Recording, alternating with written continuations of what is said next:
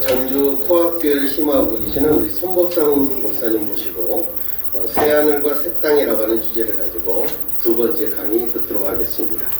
우리 목사님의 프로필은 유인물을 참조해서 이렇게 봐주시면 되겠습니다. 나오실 때 박수로 한번.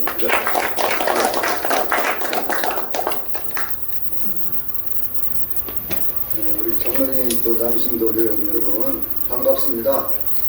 저는 전북 종로에 코앞교회에서 심호하고 있는 손법상 목사입니다.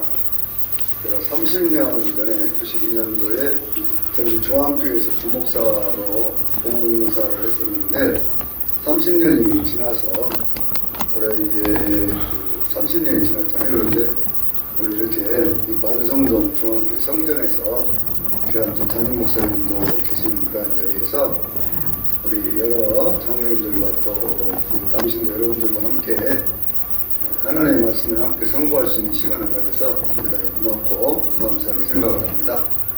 우리 전철수 장로님은 그때부터 하여튼 인연을 맺어서 저하고는 믿음의 동역자고 친구로 같은 때 같이 학교들을 다녔거든요.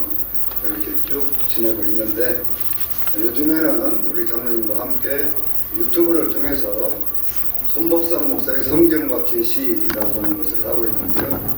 작년은 제가 이 요한계시록에 대한 것들을 68번에 걸쳐서 이렇게 녹화를 해가지고 올려놓았고요.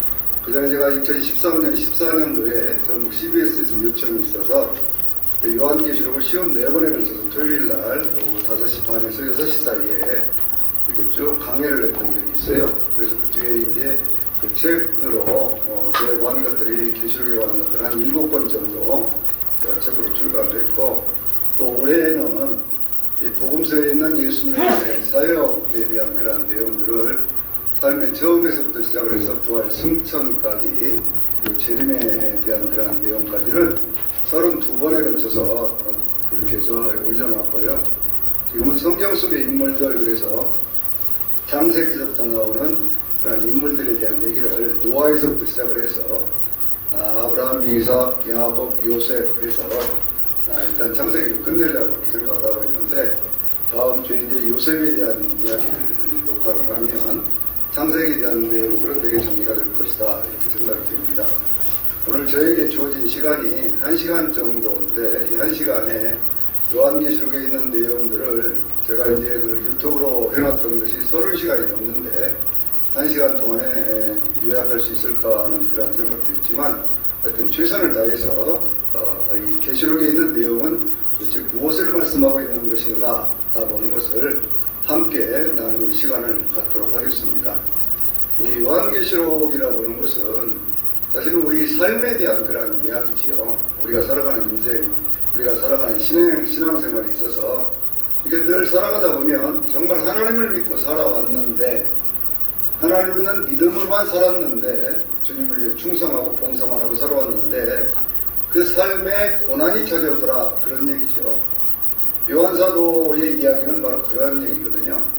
요한은 요한계시록 1장 9절에서 나 요한은 하나님의 말씀과 예수 그리스도를 증언하였으므로 예수 그리스도를 증언하였으므로 인하여 밤모라 하는 섬에 있었더니 그렇게 얘기를 하거든요.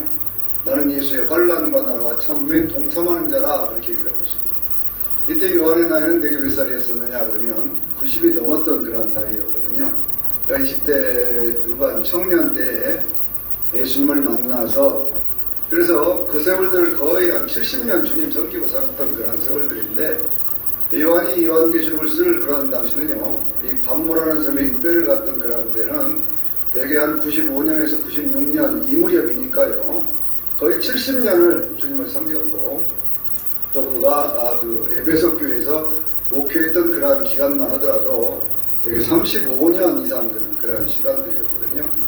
근데 거기에 지금 환난이 찾아온 거예요. 어려움이 찾아온 겁니다. 고난이 찾아온 거예요. 예수를 믿는다고는 그 이유 때문에 하나님을 섬긴다고는 그러한 이유 때문에 많은 주변에 있는 그런 성도들이 고난을 당하고 고통을 당하고 짐승의 밥이 되기도 하고 재산을 뺏기고 쫓겨나기도 하고 하는 그러한 상황. 본인도 90이 넘은 그러한 나이에 이 밤모라는 섬에 유배를 왔을 때 그 당시에 있던 모든 성도들과 똑같이 요한사도에게도 그 마음에 어떤 의문 같은 것은 있었을 거예요. 내가 주님을 위해 이렇게 살아가는 것이 과연 의미가 있는 것인가? 성도들이 저렇게 살다가 예수를 믿는다는 이유 때문에 순교를 당하는 그러한 상황이 즉시 온당한 것인가? 라고 하는 것에 대한 질문이 그에게 있었을 것이다 그랬죠.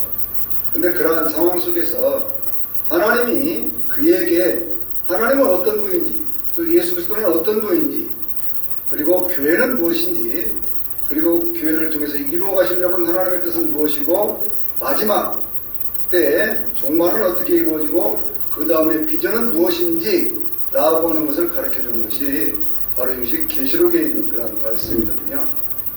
성경은 전체가 66권인데 가장 먼저 있는 창세기를 보면 대초에 하나님이 천지를 창조하셨다에서부터 출발을 하죠. 아주 웅장하고 웅대한 그런 큰 스케일로, 전 우주적인 스케일로부터 시작을 해서 그 성경에 있는 그런 말씀들이 창세기에서 마칠 때를 보면 거기에는요, 요셉이라고 하는 위대한 인물이 110살에 세상을 떠났다, 죽었다라고 하는 그런 얘기로 그 말씀을 마감하고 있습니다. 위대하고 웅장한, 정말 아름답고 거창했던 그러한 역사에서부터 출발을 했는데 중간에 끼어들었던 인간의 어떤 죄의 문제, 어떤 고통, 이런 여러 가지 것들이 결국 인간의 죽음이라고 하는 그러한 문제로 허무하게 끝나는 것처럼 창세기에서 말씀하고 있거든요. 그런데 계시록은요, 그와는 전혀 다른 그러한 모습을 우리에게 보여주고 있죠. 요한사도가 저에 있던 도미티안이라고 하는 그런 사람이 만왕양 만주의 주라고, 제가 이 땅의 하나님이라고 그렇게 주장하던 바로 그런 시절에, 바로 그때에 그게 아니라고 하는 것을 보여주면서 고난 가운데 있는 요한에게 자신의 삶을 붙잡고 있는 분은 바로 주님이시고, 그리고 마지막 새하늘과 새 땅의 그런 비전, 하나님께서 이 세상의 모든 것들을 마감하게 되어질 때, 그 다음에 새롭게 시작되어지는 새하늘과 새 땅에 죽음이 없고 아픔이 없고 고통도 없고 눈물이 없는 그러한 세상에서 완성된 천국의 모습을 보여줌으로 해서 가장 위대한 신앙을 가진 사람들이 가질 수 있는 가장 큰 그러한 소망을 갖도록 만들어주는 책이 그래서 계시록이라는 거예요. 왜 여러분 이단들이 계시록에 집중을 할까요? 우리의 교회들은요, 지금 우리의 교회들은 보통 현실에 살아가는 삶에 굉장히 많이 집중을 하고 있습니다. 그런데 현실을 살아가면서도 신앙생활을 하면서도 아니면 신앙이 없는 사람들이 가장 절망하고 있는 것은 무엇일까요? 세상에 대해 절망하고 있는 거거든요. 세상에서 열심히 살아요. 나름대로 최선을 다해서 삽니다. 여러분, 교회에 있는 사람들이 이단으로 넘어가지 교회에 있지 않는 사람들이 이단으로는 넘어가지 않았습니다.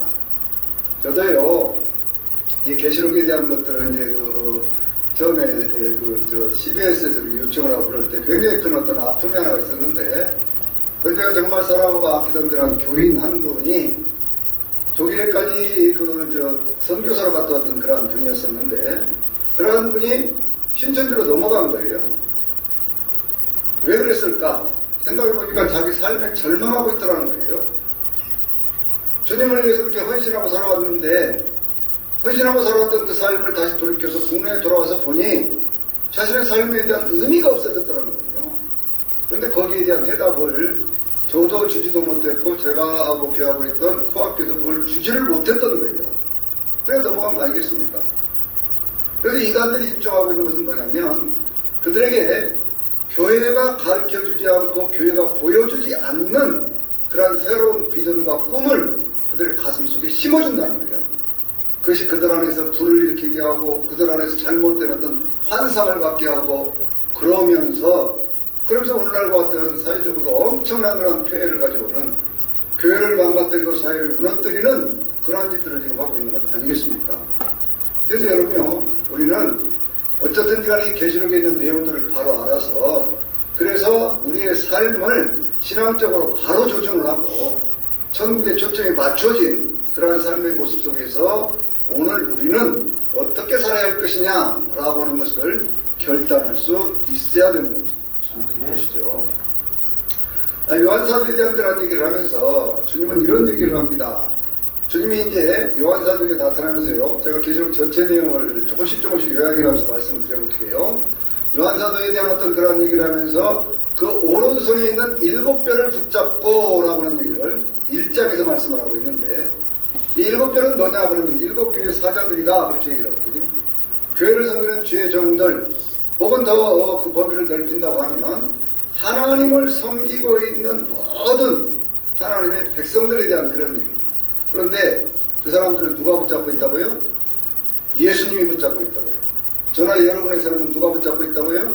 예수님이 붙잡고 있다고요. 여러분, 바로 이것 때문에 우리는 신앙을 포기하지 않는 겁니다. 여러분, 우리의 삶을 형통하다고 많이 얘기를 하지요. 형통해야 된다고 얘기를 하지요. 요셉이라는 사람의 삶의 형통, 그것은 어디에서 왔습니까? 하나님이 그와 함께 하심으로 그 모든 삶의 문제를 다가올 때마다 넘어설 수 있게 되었다 라고 하는 것이 형통 아닙니까? 형통이라는 말의 본래적인 뜻은 그거예요. 그러니까 우리의 삶에 있어서 우리가 신앙생활하면서 수없이 많은 어떤 그런 역경이 있고 어려움이 있고 고난이 있다고 할지라도 그 고난을 다 넘어설 수 있는 것은 뭐냐면 어떠한 상황에서도 나를 놓지 않고 붙잡고 계시는 바로 그 주님이 나와 함께 하시기 때문에 그런 겁니다. 그 주님이요, 교회에 대한 모습들을 쭉 보여주죠.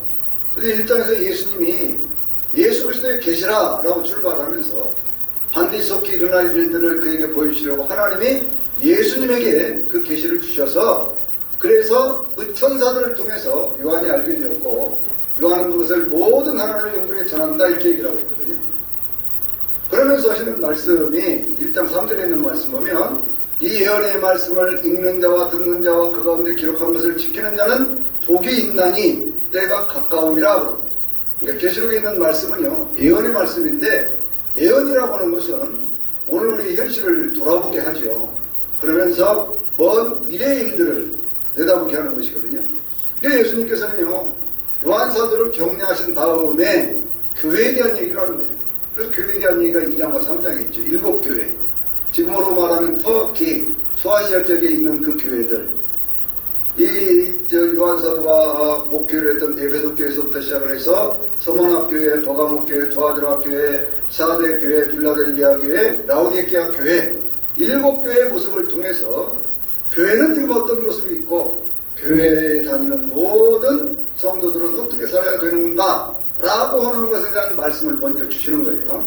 그런데 여기 뭐냐면 예를 들면 에베소 교회 이렇게 말씀을 하셨죠.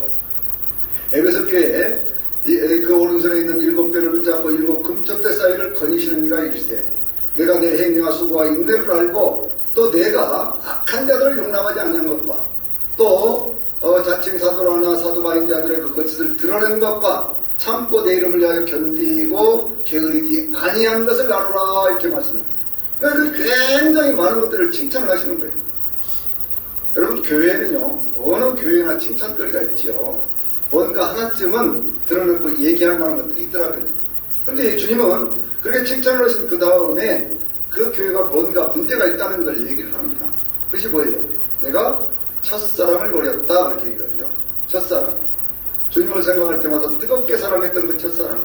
정말 주님이라고 하면 내 모든 삶을 지루하고라도 먼저 주님의 일을 해보겠다고 생각하고 나섰던 그때,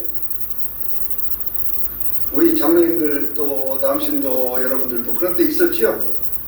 정말 주님을 뜨겁게 사랑하던 그런 때 있었지요? 네. 지금도 그렇습니까?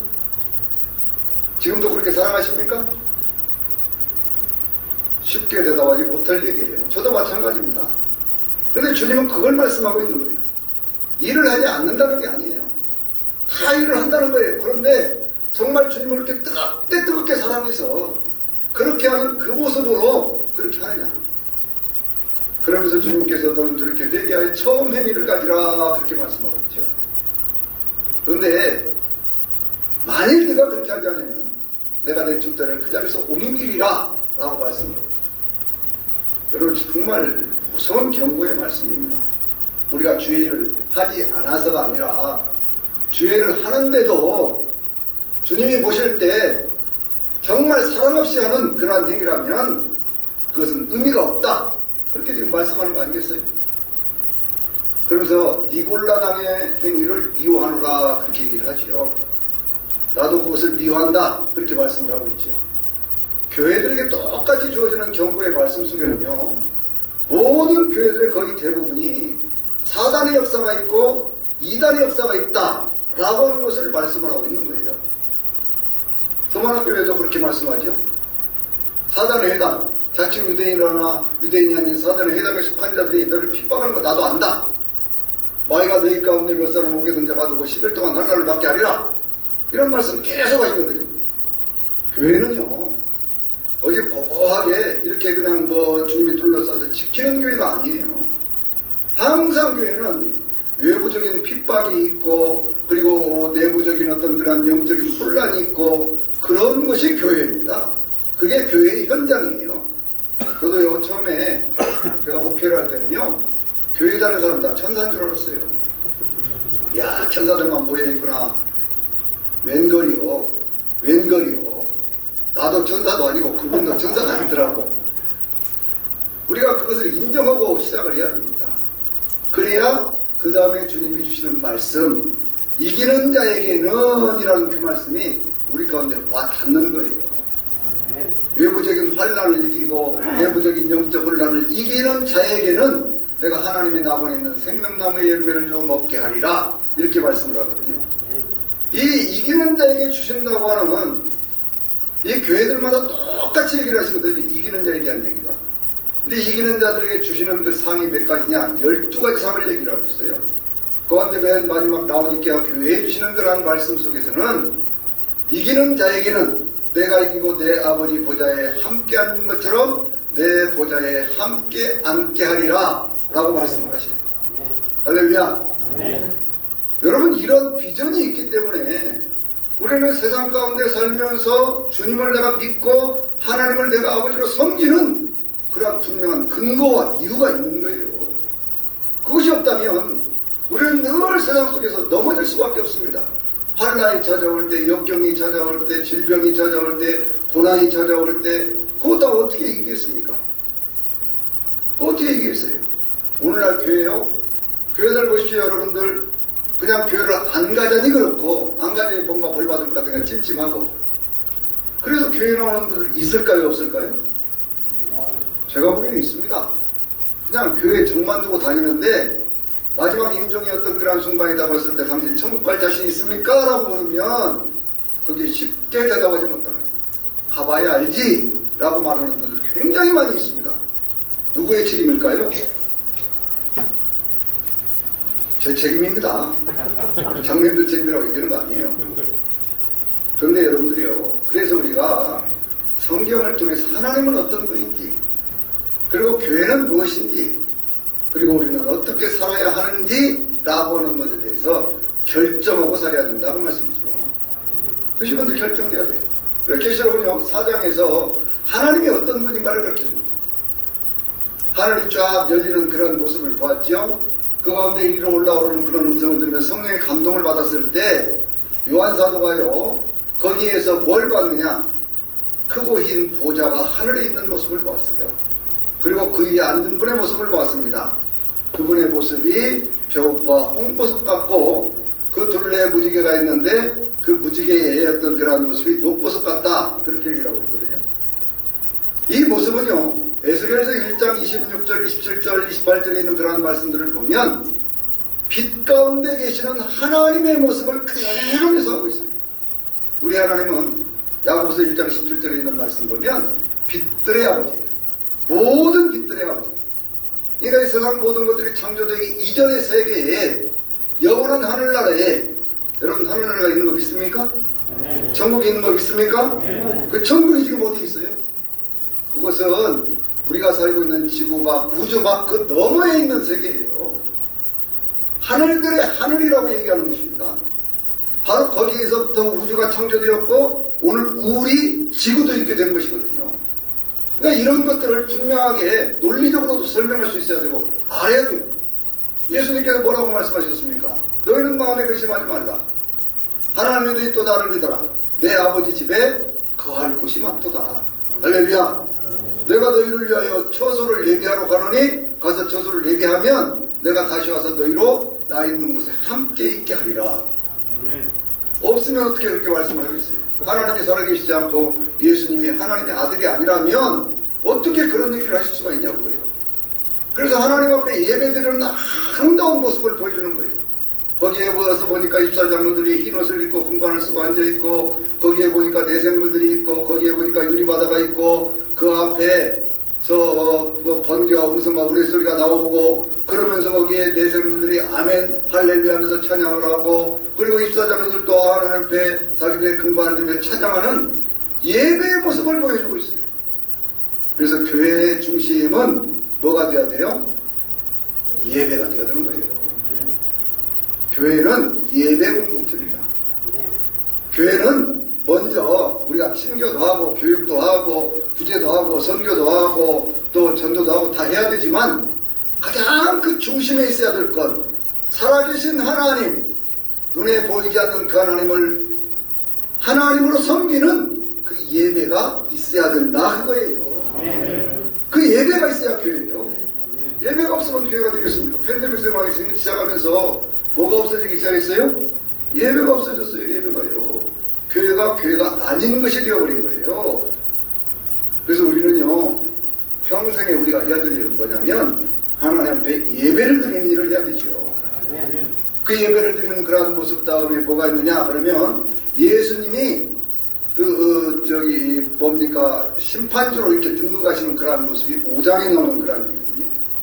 예수님이 심판주로 등극을 하실 때 거기에서 많은 사람들이 찬양을 하고 또 많은 천사들이 찬양을 하면서 죽임을 당한 어린 양의 능력과 지혜와 부와 힘과 영광과 존귀와 찬송이 있을지어다 그러면서 주님 앞에 막 찬양을 하고 세상에 있는 모든 피조물들이 하나님의 찬양을 하고 내생물은 아멘하고 입사장으로 엎드려 경배하는 그러한 모습들이 거기에 나오고 있는 거예요.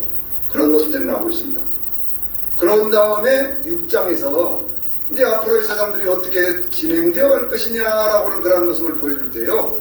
네 마리의 환상이 있고 우리가 보통 그 계시록에 나오는 어떤 그런 뭐라고 할까요? 환란이라든지 이런 것들을 뭐라고 얘기를 하냐면 7인의 재앙, 7나팔의 재앙, 7대접의 재앙 그렇게 해서 3대 7중 재앙 그렇게 얘기를 하거든요. 6장에는 6가지가 나오죠. 4마리 먼저 등장을 합니다. 하나님의 말씀이 증거되기 시작하면서 그 가운데 전쟁이 있고 기근이 있고 그리고 흉년이 있고 그 다음에 또 뭐가 있느냐 그러면 악성 전염병이 있어요. 그 모든 모습들을 보여주는 것이 4번째 말 청황색 말로 등장하고 있는 것이거든요. 청황색 말이 하나가 나타났는데 어떻게 나타나냐 그랬더니 그 위에 사망이 타 있고 그들을 음부가 따르더라 그랬고 그가 땅 4분의 1의 권세를 받아서 칼과 흉년과 사망과 땅의 짐승으로 죽이더라 그랬어요. 마지막 때는요 죽음이라고 하는 얘기를 듣기가 낯선 시대가 아닙니다. 여러분 가만히 한번 생각해 보세요. 지금부터 우리가 한 3, 40년 전, 한 50년 전 이럴 때 죽음이라는 얘기가 쉬웠습니까? 누가 누구를 죽였다 그런 얘기 쉬웠어요? 쉽지 않았습니다. 그건 굉장히 큰 사건이었어요. 지금은 날마다 듣지 않습니까? 이런 현상들이 나타난다고 성경이 말씀하고 있는 거예요. 전쟁이 있다. 기근이 있다. 기근도 무슨 단순한 어떤 그런 육적인 기근만이 아니고 영적인 기근이 있다. 하나님의 말씀을 듣지 못한 그러한 기근의 때가 있다. 땅의 짐승이라고 하는 것은 거짓 선지자들이거든요. 그런 이야기들이 횡행하고 있으면서 죽이더라 그랬어요. 영을 죽이고 육을 죽이는 시대. 그래서 5번째 연할 때는 거기에 순교자들이 막 나타나기 시작하지 않습니까? 어느 때 하나님 우리의 핏값을 갚아주시겠습니까? 라고 얘기를 할 때 그 핏값을 갚아주시는 이가 계시록 19장에 주님의 재림 때에 19장 2절에 있는 말씀 보면요. 진이 그 큰 음녀를 심판하사 우리의 핏값을 진이 그 손에 갚으셨도다. 이렇게 얘기를 하는 겁니다. 그래서 역사는 계속해서 그런 쪽으로 흘러가면서 천재지변이 일어나기 시작하고 그 속에서 사람들이 외치기를 시작을 합니다. 보좌에 앉으신 이와 그 어린 양의 진노의 날이 다가왔으니 누가든지 그 앞에 서리요. 이 6장 17절에 있는 말씀인데 그것은 무슨 얘기냐면 그런 일들이 계속될 때 앞으로도 큰 환란이 다가올 때 그런 환란 속에서 과연 누가 구원을 받을 수 있겠느냐라는 거기에 대한 대답이 뭐예요? 7장에 있는 그게 14만 4천과 그리고 흰옷 입은 무리에 대한 얘기. 이제 8장부터 본격적으로 큰 환란의 시대가 시작된다는 것을 말씀하고 있거든요. 근데 그런 큰 환란의 시대가 시작되기 이전에 이미 예수 그리스도를 믿는 그러한 사람들에게, 지금 환란 속에 있는 하나님의 백성들에게 주님이 뭐라고 말씀하신다고요? 구원받을 사람들이 있다 라고 하는 것을 먼저 보여주는 거예요. 여러분, 비전이 있으면, 내가 그것을 충분히 이길 수 있다고 하는 그런 비전이 있으면요, 고난이 와도 두렵지 않은 거예요. 그런데 그런 비전이 없으면 고난은 다가온다고 그러는데, 더 큰 환란은 다가온다고 그러는데, 그 속에서 내가 어떤 그런 비전이 없으면 그럼 어떻게 이기겠습니까? 그래서 거기서 14만 4천의 하나님의 종들에게 이마에 인을 치는 그러한 역사가 나타나요. 여러분, 이러한 얘기들은요, 제가 유튜브에다 다 상세하게 해놨으니까요, 거기 혹시 궁금하시면 그러한 내용들을 참고해서 보시면 되겠습니다. 14만 4천의 하나님의 종들에게 이마에 인을 치면서 그들이 하나님의 종으로서 말씀을 전하던 그런 사명을 받은 그 사람들에 의해서 각 나라와 족속과 백성과 방언에서 아무도 셀 수 없는 큰 무리가 나오는데, 그 사람들이 각각 흰 옷을 입고 손에 종려나무 가지를 가졌다 그랬어요. 종려나무 가지를 가졌다, 그 말은 이기는 자다 그런 얘기예요. 이기는 자들이다 그런 얘기예요. 어떻게 이겼는가 그랬더니 7장 14절에 있는 말씀을 보면 거기에 뭐라고 말씀했냐면, 이들은 어린 양의 피에 그 옷을 씻어 희게 하였는데 이들은 큰 환란에서부터 나오는 자들이다. 아주 큰 환란이 있는데 그 환란의 때를 이기고 넘어가는 그 비결이 뭐라는 거예요? 예수 그리스도의 보혈이라는 거예요. 여러분들, 우리가 늘 교회에서 예수 그리스도의 보혈 얘기 많이 하지요. 주님의 보혈 얘기 많이 하지요. 보혈 속에 생명이 있고, 보혈 속에 부활의 능력이 있고, 보혈 속에 우리를 살리는 힘이 있어요. 마귀를 이긴다고 그럴 때도요, 계시록 12장 11절 10절에 있는 말씀 보면, 우리 형제들도 그를 이겼으니 어린 양의 피와 자기들이 증언하는 말씀으로 사탄을 이겼다. 그들은 죽기까지 자기의 목숨조차 아끼지 않던 자들이다. 이렇게 말씀하는 거예요. 보혈에 대한 얘기는요, 하나님이 우리를 사랑하시는 가장 큰 증거입니다. 계시록 1장 5절에 뭐라고 그래요? 우리를 사랑하사 그의 피로 우리를 우리들의 죄에서 해방하여 주셨다고 그랬어요. 우리가 우리 인생에 있는 모든 죄의 문제에서부터 벗어날 수 있었던 것, 우리가 정말 하나님의 은혜가 될 수 있었던 것, 곧 오직 하나, 예수 그리스도의 보혈, 십자가의 능력. 그래서 여러분들이요, 어떤 사람들은 예수 그리스도 밖에 구원이 없다 그렇게 얘기를 하면, 무슨 그런 요즘같이 다원주의 시대에 그런 얘기를 하느냐, 산에 올라가는데 뭐 길이 여러 가지다. 천만의 말씀입니다. 예수 그리스도 말씀하시기를, 나는 곧 길이요 진리요 생명이니 나로 말미암지 않고는 아버지께로 올 자가 없다고 그랬어요. 없다고. 그런데 왜 그것을 우리가 있다고 얘기를 합니까? 주님이 없다고 했는데. 왜냐고 하면 하나님은 살아계시고 하나님 자신이 말씀이 육신이 되어 우리 가운데 오신 분은 예수 그리스도 한 분이기 때문에 그렇습니다. 그러니까 우리는 오직 예수예요. 이게 무슨 보수적이고 막 그런 얘기 같습니까? 아니에요. 교회의 정체성하고 관계가 된 겁니다. 교회가 무엇이냐라고 물었을 때, 주는 그리스도시요 살아계신 하나님의 아들입니다 라고 고백하는 그 베드로의 고백 속에 주님이 말씀하셨잖아요. 바요나시모나 내가 복이 있도다. 이를 내게 알게 하니는 혈육이 아니고 하늘에 계신 내 아버지다. 내가 이 반석 위에 누구의 교회를 세워요? 주님의 교회를 세운다고 했어요. 주님의 교회를. 세상에 수없이 교회라는 이름으로 불려지는 우리가 많이 있어요. 그러나 우리가 믿는 신앙의 근본이 되는 그 교회는 예수 그리스도를 주님으로 고백하는 바로 그 교회인 거예요. 그래서 그 사람들이 그 환란에서 나와서 그렇게 되었던 그런 모습을 보여주면서 8장과 9장에 있는 말씀 보면요, 7나팔의 재앙 가운데 6나팔의 재앙을 보여주는데, 4나팔의 재앙은 뭐냐 그러면 땅에, 바다에, 강에, 하늘에 임하는 거라니요. 4번째 나팔이 불러졌을 때에 해 3분의 1이 타격을 받고, 달 3분의 1이 타격을 받고, 별 3분의 1이 타격을 받으니까 낮과 밤에 각각 3분의 1이 빛이 힘이 없더라고 그랬어요. 세상에 말세가 되어져 가기 시작하면요, 어떤 역사가 나타나냐 그러면 그 가운데 빛도 아니고 어둠도 아닌데 전혀 볼 수 없는 완전히 캄캄한 흑암, 그 가운데 있는 그러한 때가 있다 그 말이에요. 여러분, 이것들은 영적으로 분별해 봐야 합니다. 빛도 아니고 어둠도 아닌데 전혀 아무것도 볼 수 없는, 아무것도 구별해낼 수 없고 생명이 없는 그런 시대가 자꾸 오고 있다고 해요. 9장에 있는 말씀은 황충장하고 유브라데 전쟁이 있는데 그게 수없이 많은 사람들이 괴로움을 당합니다. 그러면서 유브라데 전쟁 가운데 땅 3분의 1 있는 사람들을 죽이더라 그랬거든요. 그들이 입에서 나오는 불과 연기와 유황으로 사람 3분의 1을 죽이고, 그리고 그 말들의 꼬리에는 거기에는 그 얼굴이 있어 그것으로 사람들을 해하더라 그랬거든요.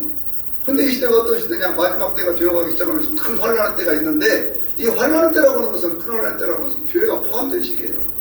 교회가 고통을 당하는 그러한 시기입니다.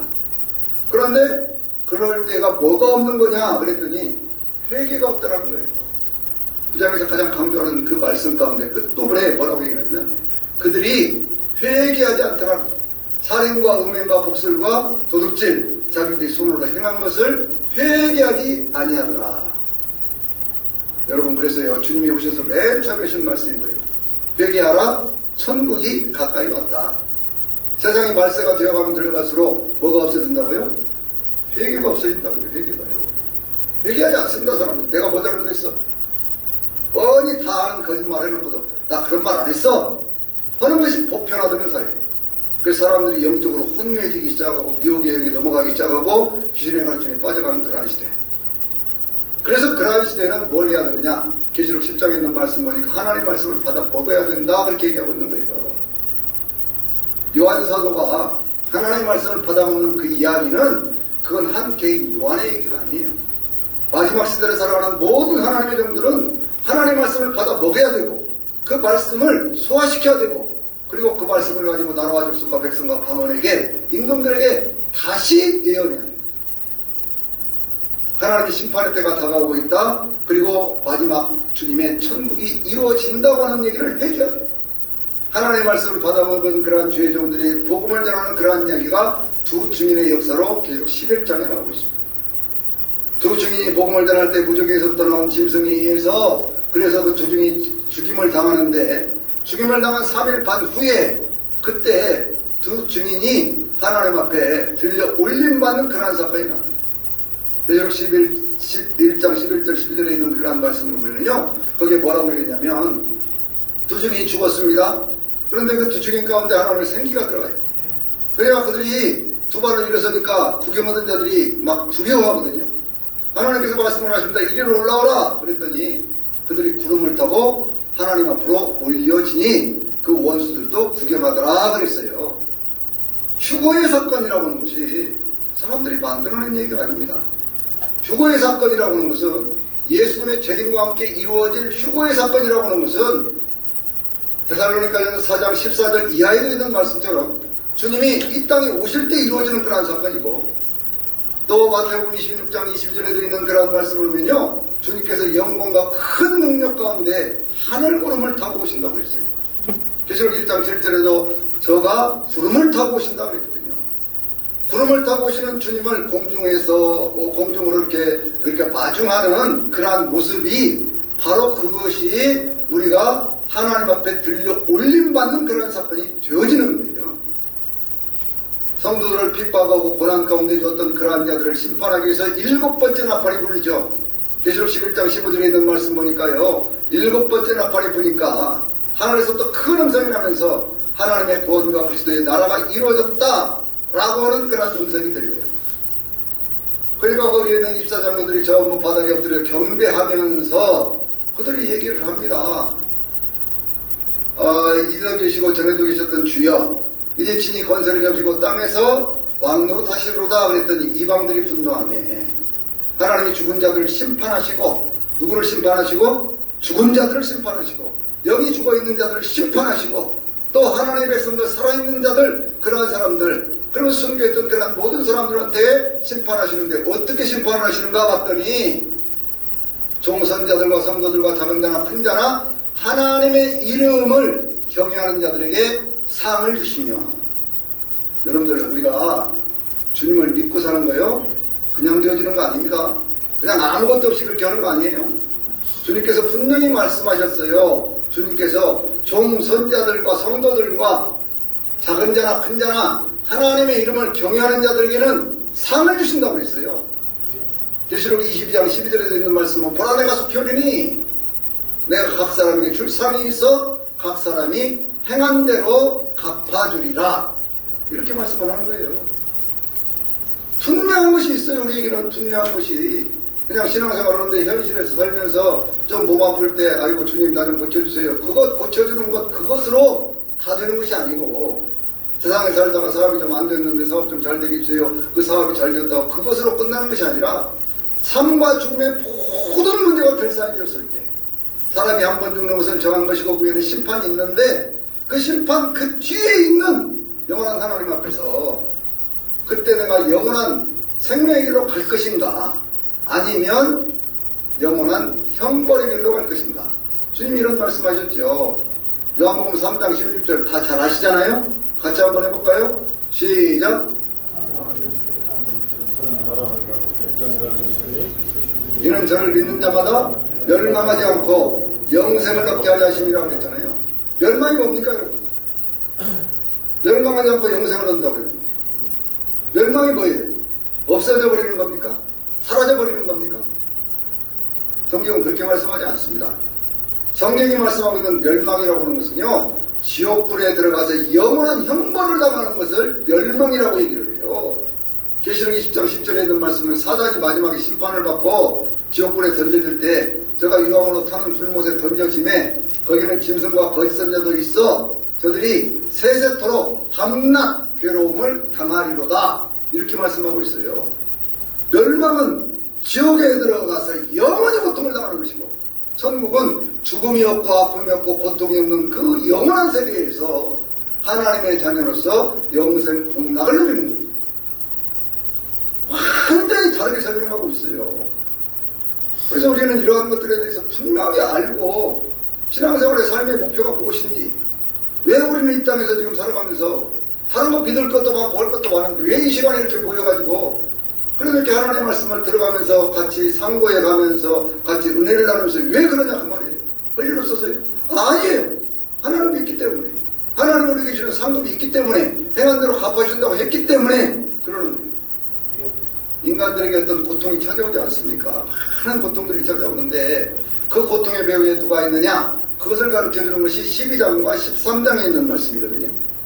12장과 13장에는 거기에 누가 나오느냐 그러면 교회의 모습이 나오고 있고요. 그 교회를 괴롭히는 사단의 모습이 용의 모습으로 나오고 있어요. 크고 붉은 용, 하늘에 크고 붉은 용.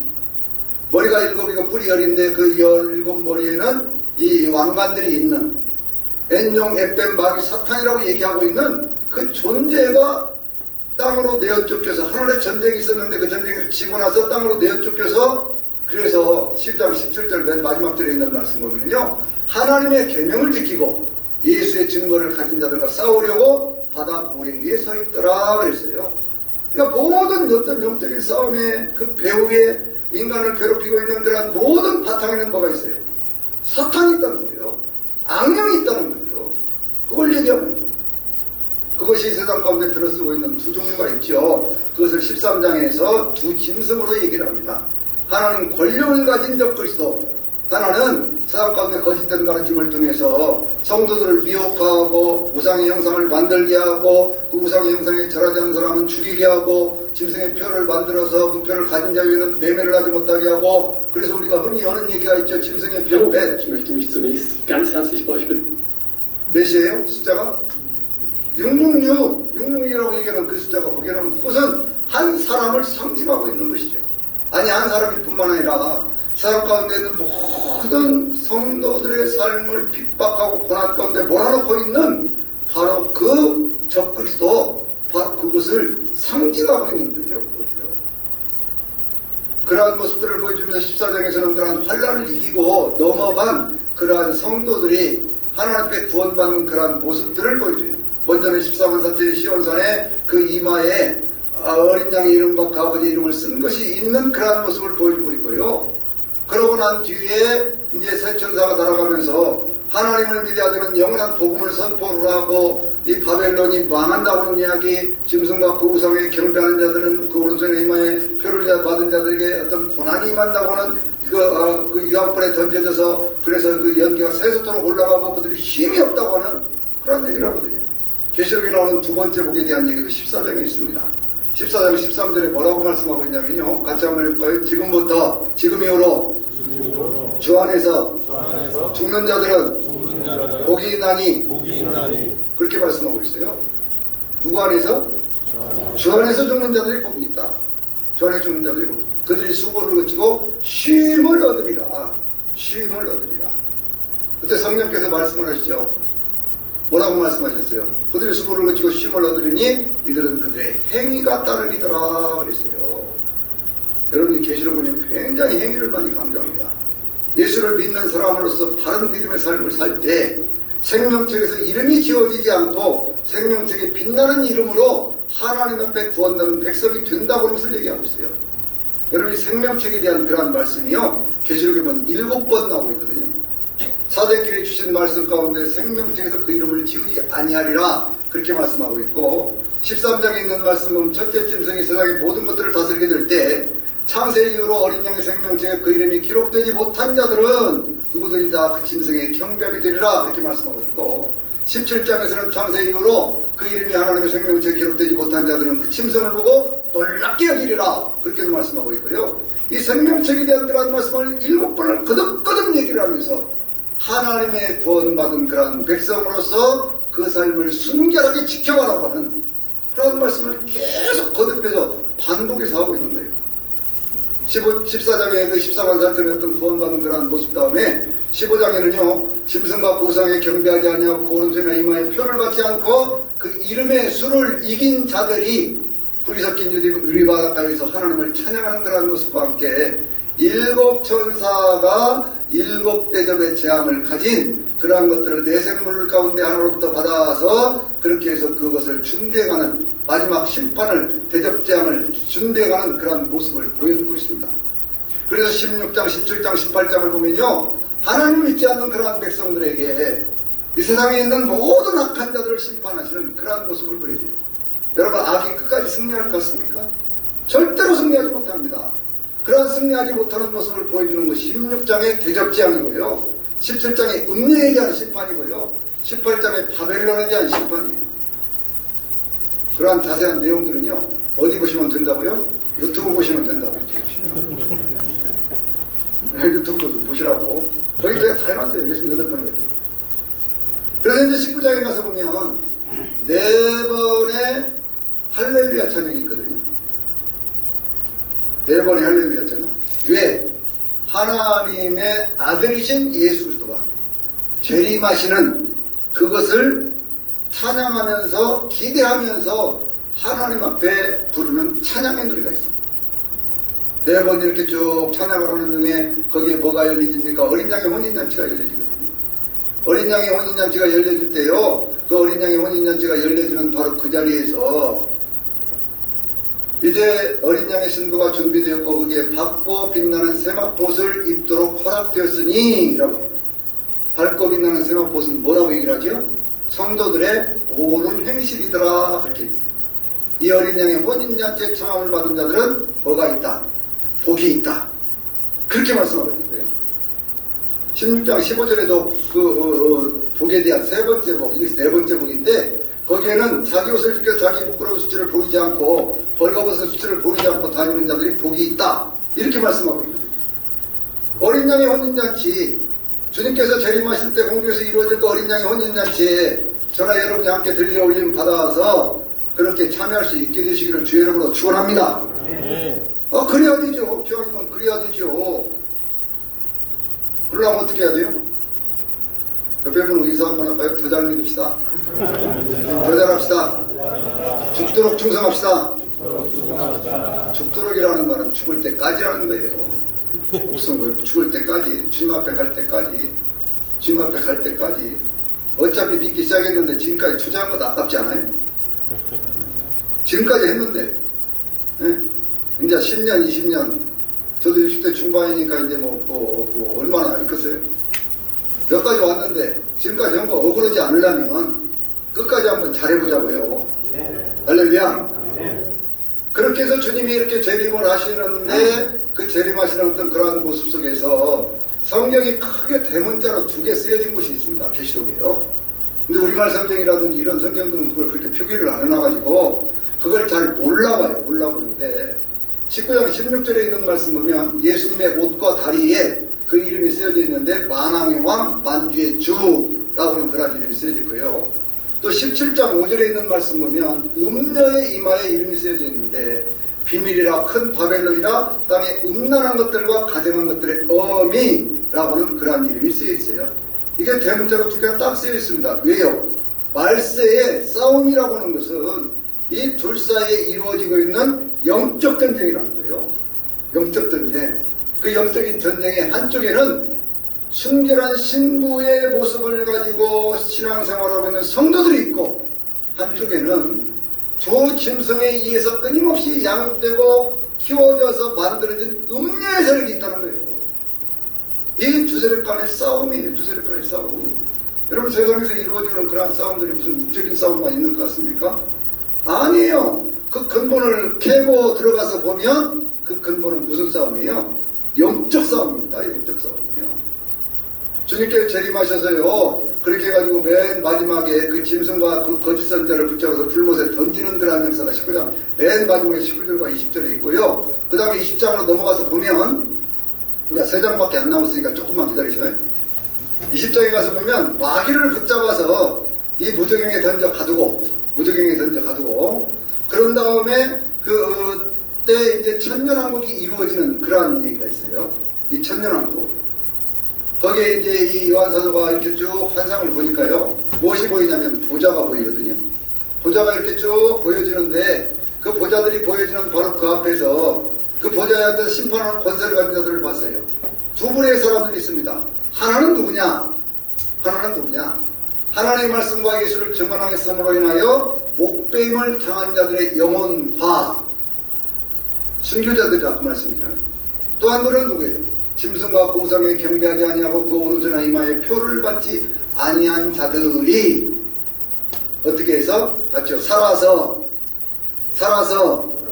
살아서라는 말이 무슨 뜻일까요? 이게 부활하여 그런 뜻이에요. 그래서 이 천년왕국에 참여하는 그것을 가르쳐서 뭐라고 얘기하냐면 이걸 첫째 부활이라 그렇게 얘기해요. 그 남은 자들은 그 천년이 차도록 살지 못하더라. 이런 첫째 부활에 참여하는 자들은 복이 있도다. 둘째 사망에 그들을 다스리는 권세가 없고, 성경은요 죽음에 대해서 두 가지로 얘기를 해요.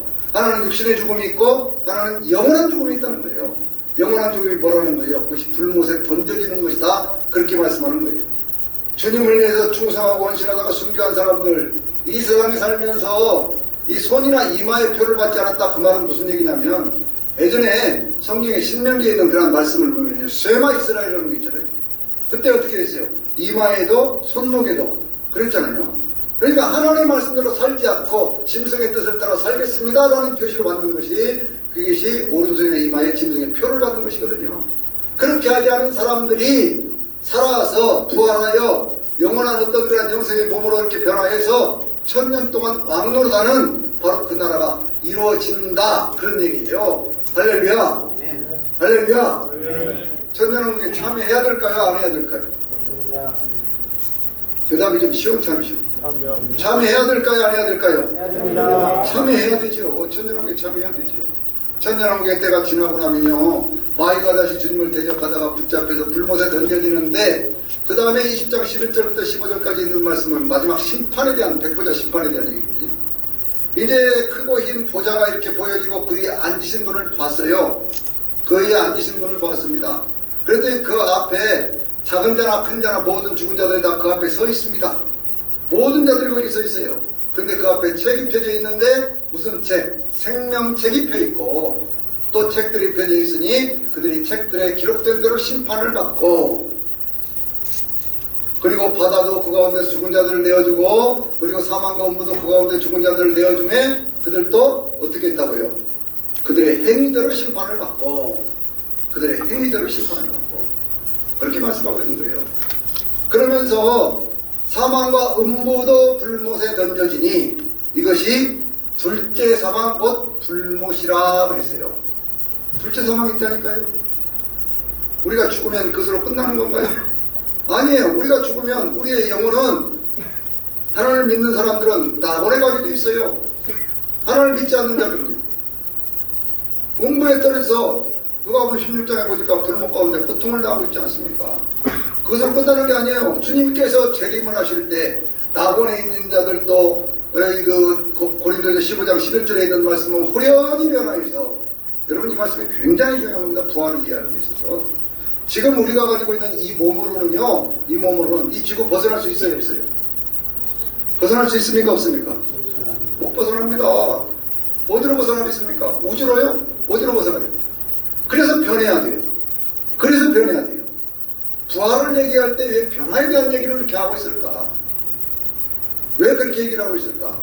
그것은 이 육신의 몸을 가지고는 영생을 누리지 못하기 때문에 그런 거예요. 영생을 누리려면 반드시 한번 변해야 되는데, 그러려면 우리가 가지고 있는 이 육신의 몸을 벗어버리고 영적인 몸을 입어야 되는 것이거든요. 그러기 위해서 주님이 오시는 거거든요. 할렐루야. 이런 것들을 정확하게 우리가 성경적으로 이해를 해야 된다니까요. 그래, 둘째 사망에 대한 얘기는 뭐냐 그러면, 하나님을 믿지 않고 대적하고 오른손에 이마에 표를 받았던 자들이 하나님께서 심판을 받아서 그렇게 해가지고 어떻게 한다는 거예요? 영원한 불못에 던져지더라, 그거예요. 영원한 불못에 던져지면 그것이 없어지는 겁니까? 아니잖아요. 세세토록 밤낮 괴로움을 받는다고 했어요. 그런데요, 저쪽 어디입니까? 어디 안식일 교회에 있는 그런 자들은 그거 인정하지 않습니다. 성경을 세세하게 보지를 않은 거예요, 그걸. 또 이만희 같은 그런 사람들이 주장하고 있는 것은 뭐예요? 신인, 하빌, 영생불사 그래가지고, 제가 아까 말씀을 드렸죠. 거기에 하나님의 말씀과 예수를 증언하였으므로 목배임을 당한 자들이 영혼과, 그리고 그 땅에서 짐승의 표를 받지 않은, 그 오른손이나 이마에 짐승의 표를 받지 않은 자들이 살아서 그랬는데, 이 두 가지가 하나는 순교자들의 영이고 하나는 자기들의 몸이어서 이것이 둘이 결합해서 그렇게 해가지고 영생한다, 이런 식으로 얘기하고 있는 것이 신인, 하빌, 영생, 불사라고는 그런 신천지 교리거든요.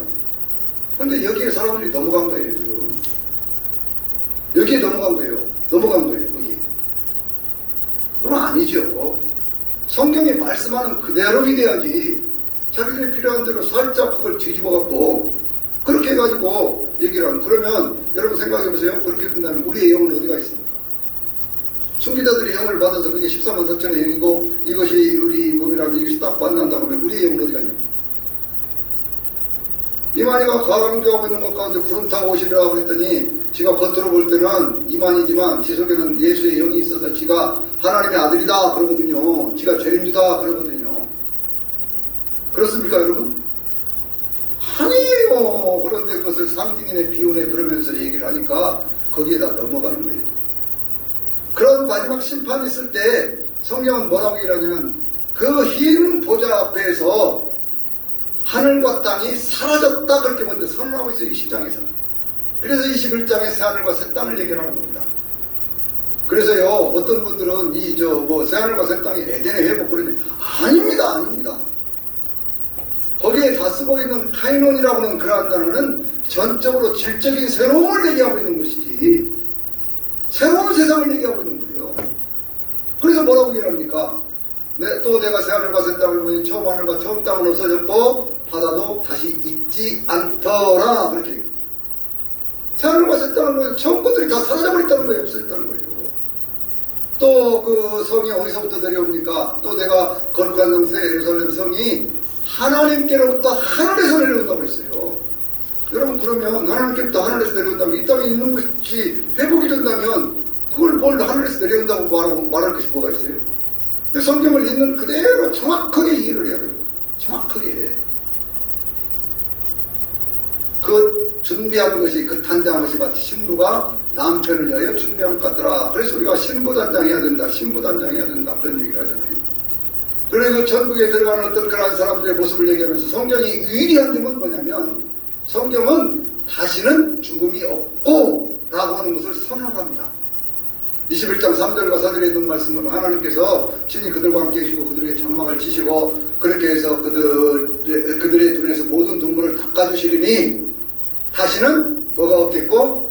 죽음이 없고, 다시는 죽음이 없고, 첫째 죽음도 없고 둘째 죽음도 없고, 아픈 것이나 애통하는 것이나 곡하는 것이 다시 있지 아니하리니 처음 것들이 다 지나갔음이러라, 그렇게 얘기하는 거예요. 여러분, 그 세계를 우리가 바라보고 있는 겁니다. 다시 죽을 수 있는 세계를 바라보는 거 아닙니다. 윤회하는 세계를 바라보는 거 아닙니다. 돌고 돌아서 또 돌고 돌고 도는 그러한 세상 바라보는 거 아니에요. 우리는 하나님 앞에서 이 삶을 떠나게 되면 우리의 영혼이 육체를 벗어나게 될 때 잠깐 동안의 어둠의 터널을 지나가서 빛 가운데 하나님 앞에 가게 돼 있어요.